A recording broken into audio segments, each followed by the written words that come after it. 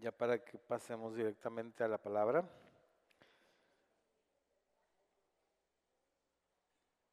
El próximo sábado 31 de enero, eh, espérame tantito.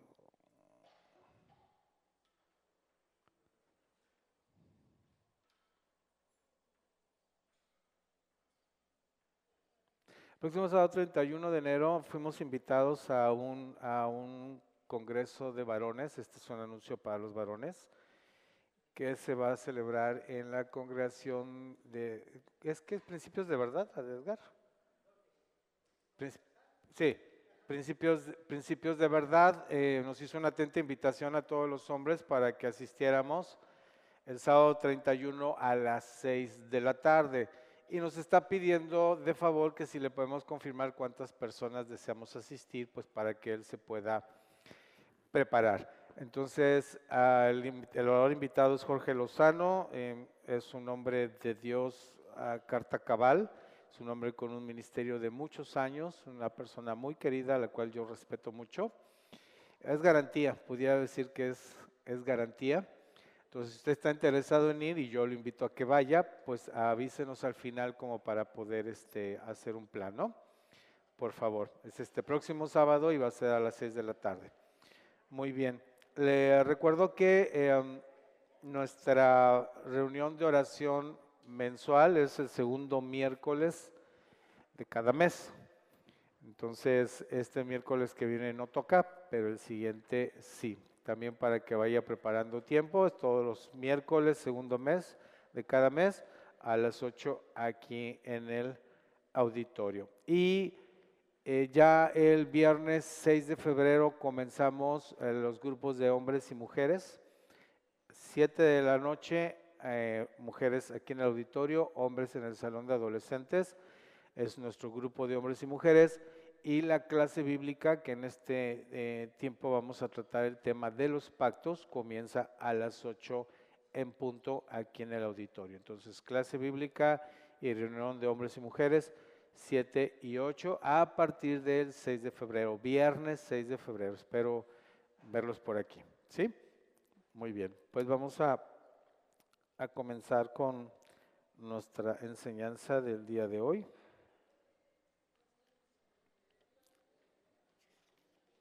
Sí, los niños pasen a su salón, por favor. Los adolescentes creo que también suben, ¿no? Ya dos domingos y ya me desencanché.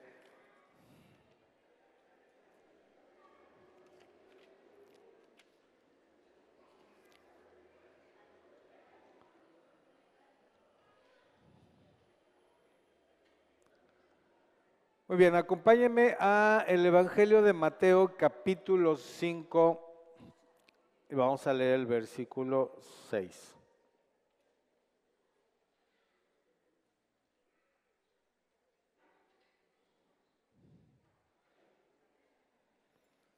Mateo capítulo 5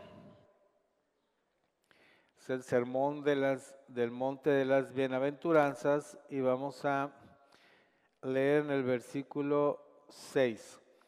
Bienaventurados los que tienen hambre y sed de justicia, porque ellos serán saciados. Este término, cuando decimos los que tienen hambre y sed de justicia, cuando hablamos de justicia, muchas veces nos remitimos a lo que nosotros conceptualmente consideramos que es la justicia. Entonces, si tú le preguntas a una persona qué es la justicia, te puede dar una muy variada definición dependiendo del sentir y dependiendo de la experiencia de cada persona. Yo me di la tarea de preguntarles a algunas personas qué consideraban que Cristo quiso decir en los bienaventurados que tenían hambre y sed de justicia porque de ellos iban a ser saciados. Y la mayoría, que tampoco fue una encuesta de miles, ¿verdad? Pero al menos a las personas que les pregunté, la mayoría me respondían el castigo a las personas perversas. O sea, la justicia lo conceptuaban como el fin de la impunidad de toda aquella persona que hace el mal. Es decir, para la mayoría de las personas que yo pregunté, esa sed de justicia tiene que ver con que el malo reciba su merecido. Entonces, es muy comprensible porque a los tiempos que estamos viviendo, nuestra época actual, realmente es una época sumamente turbulenta. El mundo ya cambió, no está cambiando, ya cambió. Ya cambió y ese cambio está sacudiendo todo, absolutamente todo. Entonces, dentro de ese cambio están habiendo actores, o sea, actores en la política, actores en la cultura, actores en la sociedad, es decir, quienes están liderando estos cambios, de los cuales a muchos de ellos podríamos juzgar como malas personas. No voy a hacer muchas referencias porque no me quiero meter en temas políticos, no porque no quiera, sino porque no estamos aquí para eso. Entonces, pero yo pudiera decirte que es como si yo tuviera hambre y sed de justicia y me gustaría ver castigado al policía que abusó de su autoridad y golpeó a alguien, ¿no? Por ponerte un ejemplo, ¿no? Esa sería mi sed de justicia saciada al ver al político corrupto en la cárcel. Entonces nos remitimos mucho a ese sentir de querer ver justicia, ver al malo castigado, al perverso recibiendo su merecido. Pero nada más lejos de ese concepto, nada más lejos de la verdad de lo que Jesús está diciendo cuando habla de bienaventurado el que tiene hambre y sed de justicia. Les voy a leer lo que en el griego original, este versículo, la palabra bienaventurado para empezar, es del griego makairos y se dice supremamente bendecido, afortunado, pero esa bendición o esa fortuna tiene que ver con el concepto de salir bien librado.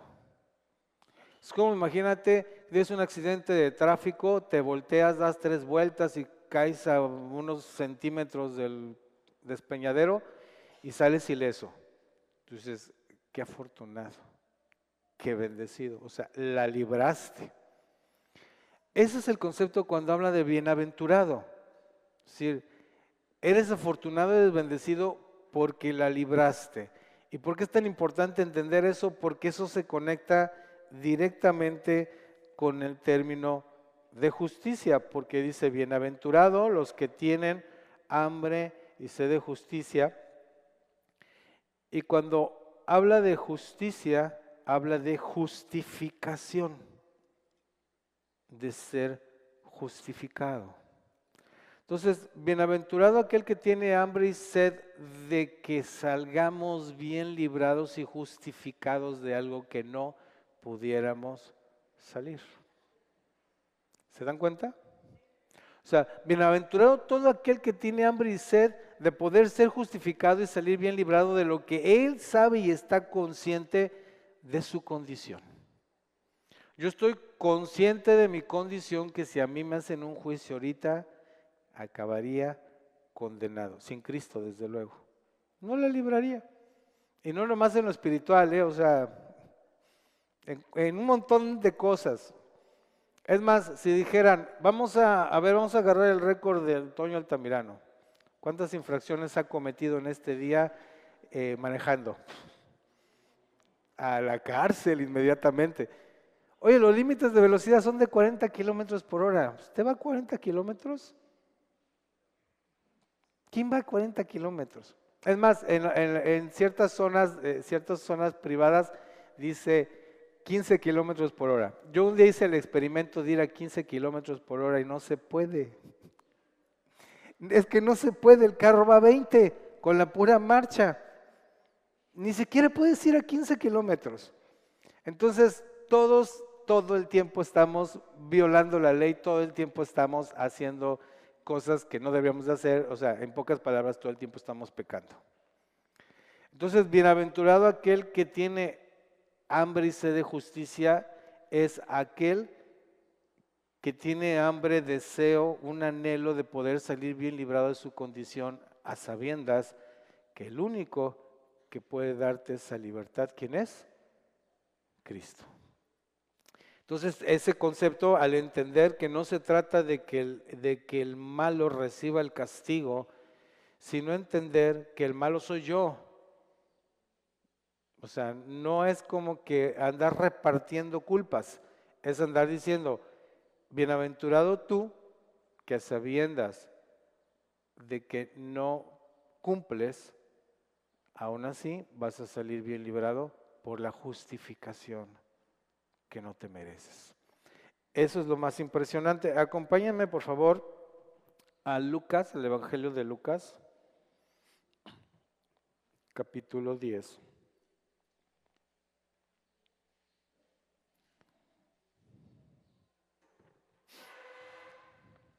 El Evangelio de Lucas, capítulo 10, vamos a leer del versículo 25 al 37. Es una historia muy conocida, pero aún así pues la vamos a leer. Por si no la recuerda bien o por si nunca la ha escuchado.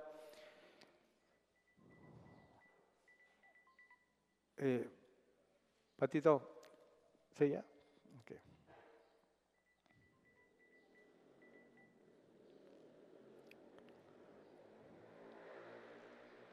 He aquí, cierto maestro de la ley se levantó para probarle, diciendo, Maestro, ¿haciendo qué cosa poseeré la vida eterna? Y él le dijo, ¿qué está escrito en la ley? ¿Cómo lees? Él le respondió diciendo, amarás al Señor tu Dios con todo tu corazón, con toda tu alma, con todas tus fuerzas y con toda tu mente, y a tu prójimo como a ti mismo. Le dijo, has respondido bien, haz esto y vivirás. Pero él, queriendo justificarse, le preguntó a Jesús, ¿y quién es mi prójimo? Respondiendo Jesús le dijo, cierto hombre descendía de Jerusalén a Jericó y cayó en manos de ladrones, quienes lo despojaron de su ropa, lo hirieron y se fueron dejándolo medio muerto. Por casualidad descendía cierto sacerdote por aquel camino y al verle pasó de largo. De igual manera, un levita también llegó a un lugar y al ir y verle pasó de largo. Pero cierto samaritano que iba de viaje llegó cerca de él y al verle fue movido a misericordia. Acercándose a él, vendó sus heridas, echándoles aceite y vino. Y poniéndolo sobre su propia cabalgadura, lo llevó a un mesón y cuidó de él. Al día siguiente sacó 2 monedas y se las dio al mesonero, diciéndole, cuídamelo y todo lo que gastes de más yo te lo pagaré cuando vuelva. ¿Cuál de estos tres te parece haber sido el prójimo de aquel que cayó en manos de ladrones?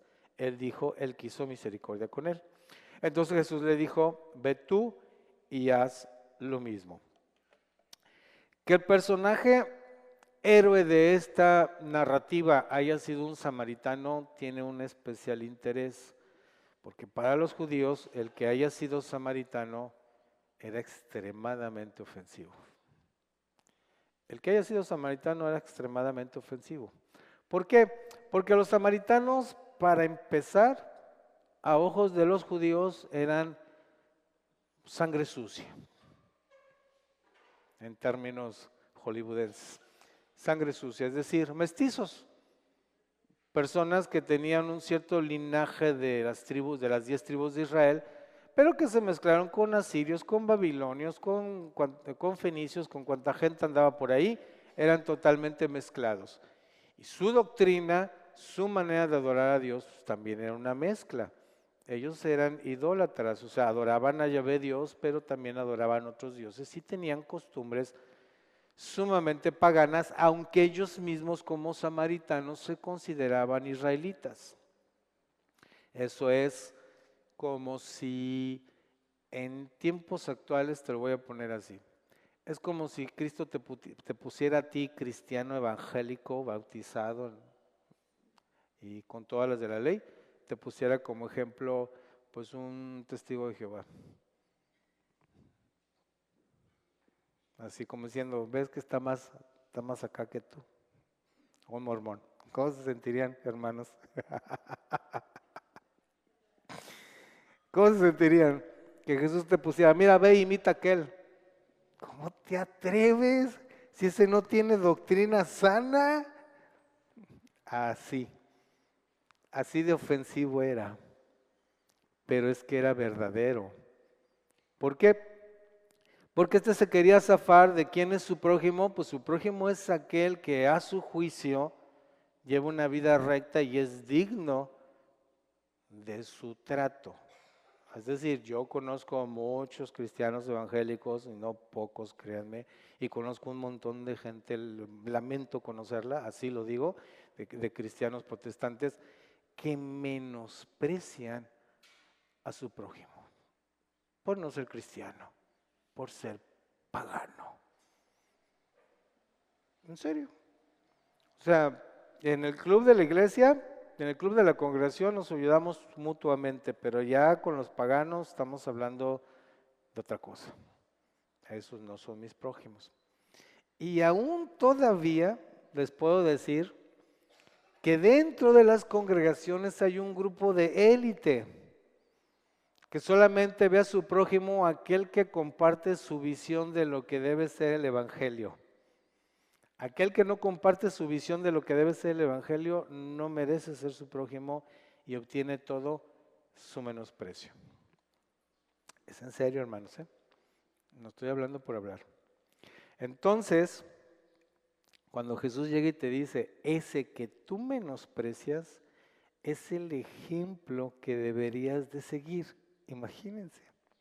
¿Por qué? Porque cuando uno tiene hambre y sed de justicia, entiendes que para salir bien librado tienes que ser justificado. ¿Y el que justifica quién es? Cristo. Tú no, Cristo. Tú no te puedes justificar a ti mismo y no puedes justificar a nadie.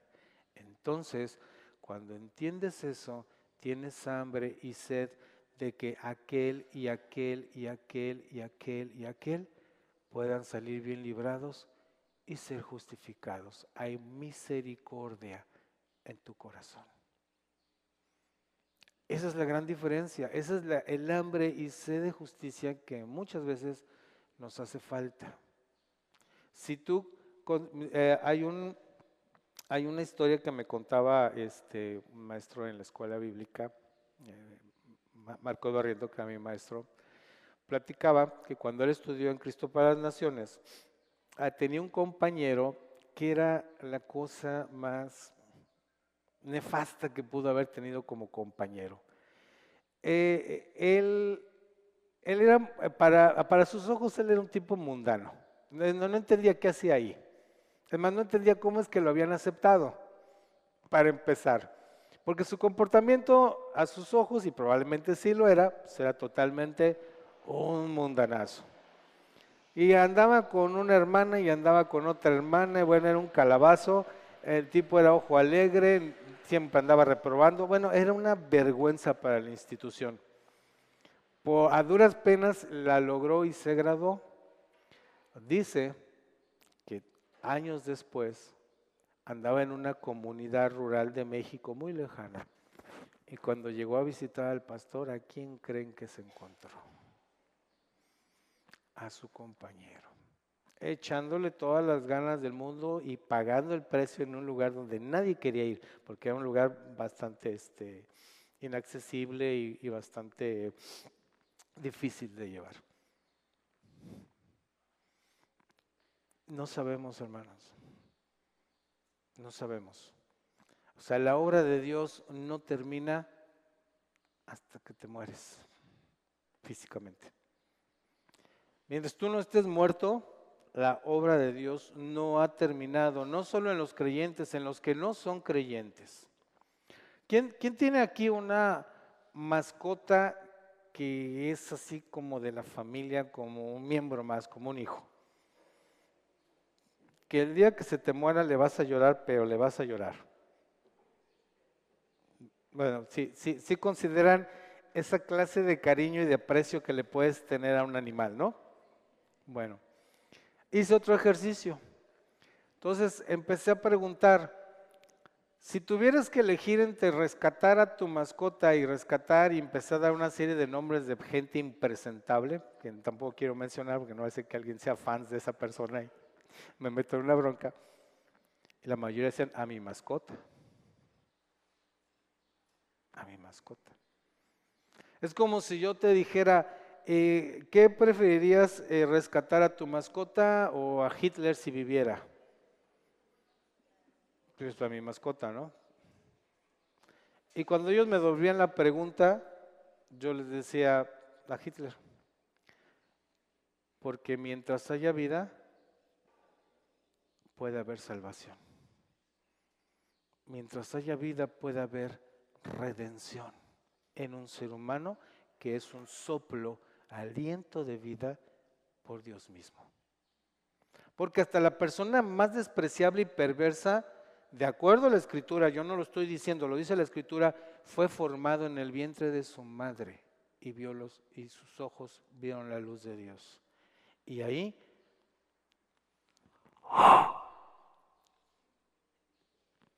dio aliento de vida y fue un ser espiritual. No es cosa menor, no es cosa menor. Así que hasta esa persona despreciable, en él hay esperanza de redención. En una mascota no, en una mascota no. Cristo no murió por ninguna mascota. Al otro día, bueno, eso es nomás como paréntesis. El otro día estaba oyendo a un tipo que es teólogo y estaba diciendo que en el cielo sí van a estar las mascotas. Se me hizo algo interesante, ¿no? Interesante. Dije, yo no voy a decir si es cierto o no. Y tenía sus ciertos fundamentos, dije, sonó interesante, pero no me voy a ocupar mucho en esto, pero sonó interesante. Yo sí quisiera ver a mi perrito en el cielo, la mera neta, pero pues, ese es otro tema, ¿no? El chiste es de que Cristo no murió por las mascotas, no murió ni por tu perro, ni por tu gato, ni por tu pájaro, ni por tu rata, si eres de esos que tienen ratas de mascota, no sé, porque hay cada mascota, ¿no? Víboras, diría el Víctor Velázquez, ¿no? Ni tu pitón tampoco, la vas a ver ahí. Entonces, esa es la perspectiva, la mirada con la que Dios ve. Acompáñame por favor a 2 de Corintios capítulo 2.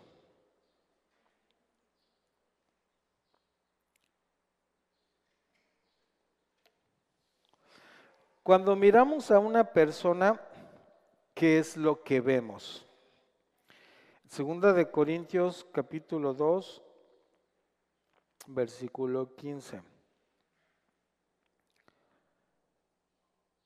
La pregunta es, cuando miras a una persona, ¿qué es lo que ves? Normalmente vemos la primera impresión. Si conoces a una persona por primera vez, pues ves la primera impresión. ¿Cuál es la primera impresión? Su trato, su manera de hablar, su manera de vestir. ¿Están de acuerdo?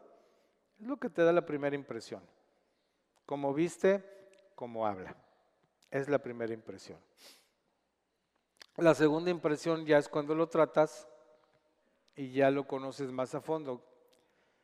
Conociendo a una persona muy bien, ¿qué piensas de ella? ¿Cómo la ves? Miren, en 2 de Corintios capítulo 2, versículo 15, se lee. Porque para Dios somos olor fragante de Cristo en los que se salvan y en los que se pierden. ¿Alguna vez has tenido la experiencia de que un aroma le remita a algo del pasado? Todo el tiempo, todo el tiempo. Y que digan que para Dios nosotros somos olor fragante. Yo recuerdo que mi papá usaba una fragancia que se llamaba Tabac. Esa era su loción, su fragancia, Tabac. Y aparte mi papá era una persona que se bañaba en loción, no sé por qué, pero se bañaba en loción. Entonces a 3 cuadras ya sabías que iba llegando. Así que cuando él abría la puerta de la casa paterna, yo sabía que mi papá llegó, por el aroma. No por el puro aroma sabía que él ya había llegado. Entonces decir que para Dios somos olor fragante, solo significa una cosa. Dice, somos olor fragante de Cristo. ¿Qué significa eso? Que cuando Dios nos ve, ¿a quién ve? A Cristo. No me ve a mí. Si me viera a mí, voltaría su mirada. Neta, voltaría su mirada.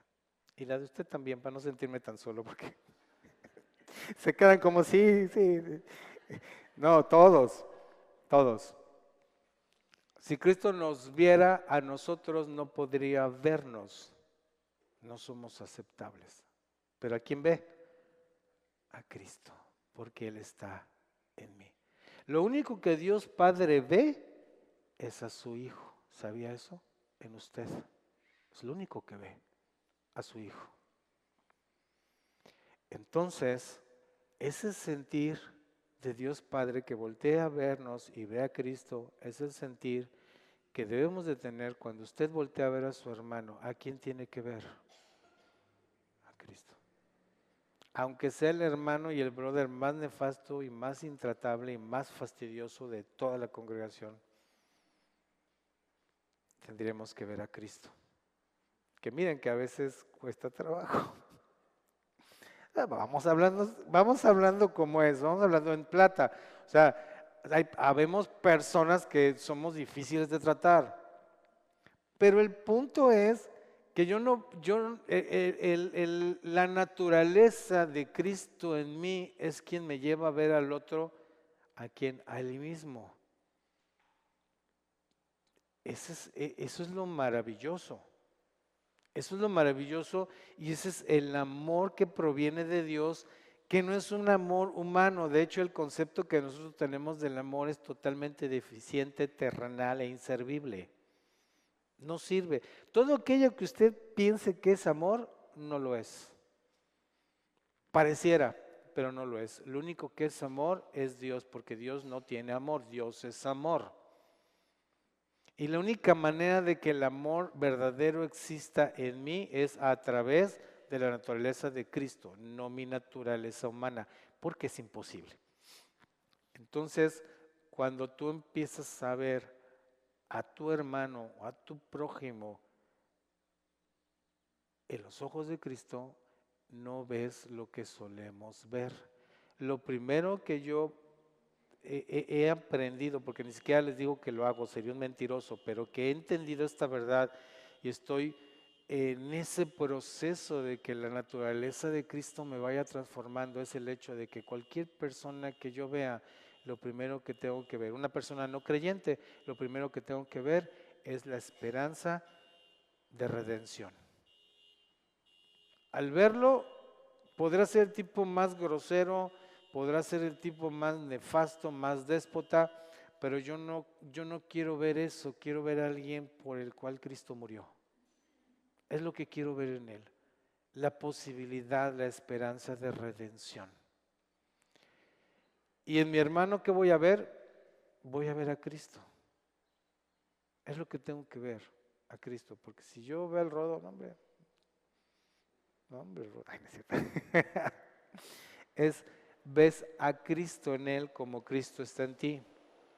De otra manera, créanme que nos vamos a llevar lo que nos resta de nuestra vida menospreciando a la mitad de la humanidad.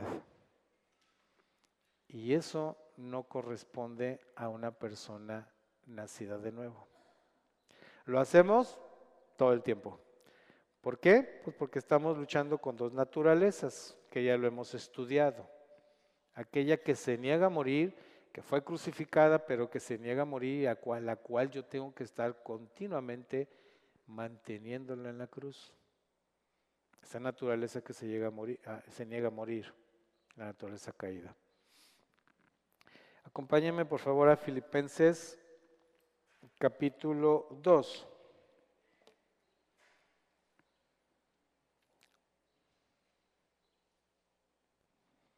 Filipenses capítulo 2, vamos a leer desde el versículo 1.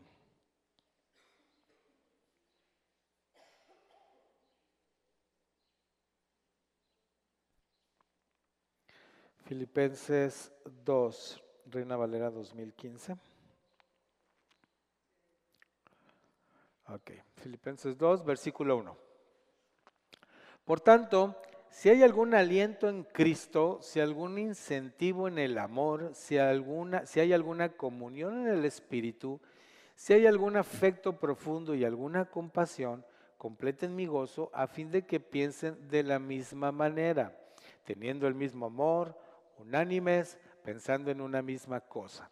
No hagan nada por rivalidad ni por vanagloria, sino estimen humildemente a los demás como superiores a ustedes mismos, no considerando cada cual solamente los intereses propios, sino considerando cada uno también los intereses de los demás. Hay en ustedes esta manera de pensar que hubo también en Cristo Jesús. Existiendo en forma de Dios, Él no consideró el ser igual a Dios como algo a que aferrarse, sino que se despojó de sí mismo, tomando forma de siervo, haciendo semejante a los hombres y hallándose en condición de hombre, se humilló a sí mismo, haciéndose obedientes hasta la muerte y muerte de cruz. Por lo cual, también Dios lo exaltó hasta lo sumo y le otorgó el nombre que es sobre todo nombre, para que en el nombre de Jesús se doble toda rodilla de los que están en los cielos y en la tierra y debajo de la tierra, y toda lengua confiese para gloria de Dios Padre que Jesucristo es el Señor. De modo que, amados míos, así como han obedecido siempre, no solo cuando yo estaba presente, sino mucho más ahora en mi ausencia, ocúpense en su salvación con temor y temblor, porque Dios es el que produce en ustedes tanto el querer como el hacer para cumplir su buena voluntad. ¿Se dan cuenta lo fácil que nos la puso? ¿Quién produce el querer como el hacer? ¿Tu fuerza de voluntad? ¿Tu disciplina? ¿Tu inteligencia? ¿Tu capacidad? No, Él. Él produce en ti el querer como el hacer de su buena voluntad. Pero para eso tenemos que tener el mismo sentir que tuvo Cristo Jesús, que siendo lo que era, se humilló. Mientras tú estés enaltecido, jamás Cristo va a poner el querer como el hacer. No se puede. Porque si tú estás enaltecido, no está el sentir que hay en Cristo. Y si no está el sentir que hay en Cristo, es imposible que pueda haber un querer como el hacer de acuerdo a Él. Entonces, el sentir en Cristo significa la humillación y el amor por alguien que no se lo merece. El deseo y el perdón y la expectativa de salvación. Ver como Él ve. Para que entonces haya ese querer como el hacer. No podemos querer a todos, eso no es cierto. Podemos querer a unos cuantos, pero en Cristo podemos amar a todos. ¿Se puede? Sí. ¿Es una utopía? Quizás. Pero ¿saben algo que aprendí yo de la utopía? La utopía es maravillosa. ¿Saben por qué? Porque la utopía es imposible para empezar. Si es utópico, no se puede. Nunca se va a poder y jamás se va a lograr si es utópico. En el estricto sentido de la palabra, una utopía es algo que no se puede realizar. Pero lo maravilloso de la utopía es que avanzas persiguiendo la utopía. Si yo dijera, por ejemplo, me voy a ir caminando de aquí a Tijuana por carretera a pie. Es una utopía, no va a llegar. Pero si yo creo que puedo llegar, ¿qué voy a hacer? Pues voy a empezar a caminar y voy a ir avanzando y avanzando y avanzando y avanzando y avanzando y avanzando y avanzando. Porque yo creo que sí puedo llegar. ¿Cuánto voy a llegar? No sé, pero eso es lo maravilloso de la utopía, que avanzas. Ahora, no es una utopía desde el momento en que Dios dice que se puede. No lo es. Ahora, que todo lo logremos alcanzar en vida, pues eso sí ya se ve más complicado, ¿no creen? Pero no importa, porque es la palabra y la palabra es firme y es verdadera. Y si dice que lo haga y se puede, lo voy a hacer. Si llego o no llego, no importa. ¿Por qué? Porque fui obediente y porque amé a muchísimos que nunca hubiera amado si no hubiera yo determinado que es palabra de Dios y voluntad de Él, y que Él mismo pone ese querer como el hacer. De las satisfacciones, y eso se los digo como un testimonio, de las satisfacciones más enormes que he tenido en mi vida como creyente, ¿sabes cuál es? Cuando profeticé, no. Cuando me dieron una palabra profética, tampoco. Cuando vi que sanaron a una persona de cáncer con testimonios de análisis clínicos, todo, no. Mi mayor satisfacción es cuando pude amar a alguien que yo odiaba. Genuinamente. Cuando desapareció el rencor, cuando desapareció el enojo, y no solo eso, sino aparte el deseo de ayudarlo, de amarlo, de cuidarlo, a alguien que me hizo tanto daño, esa es la mayor satisfacción que he sentido como creyente. Porque sé que no fui yo, fue Cristo en mí. Y eso me hace sumamente feliz. Despojarme de mí mismo para que la vida de Él fluya en mí. Amén. Señor, te damos muchas gracias en esta mañana. Quiero poner la vida de mis hermanos y mi vida delante de ti, para que tu palabra no vuelva vacía, para que cualquier cosa que yo haya dicho de sabiduría humana se pierda en el viento, se pierda en el olvido, pero lo que ha nacido de tu Espíritu, Señor, no regrese vacío.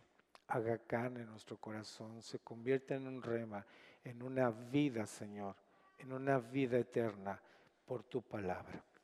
Permítenos, Señor, avanzar, caminar y vivir, Señor, teniendo hambre y sed de justicia todos los días de nuestra vida. En el nombre de Jesús. Amén. Pues muchas gracias. Nos vemos el próximo domingo. Ahí está el cesto por si alguien gusta dar.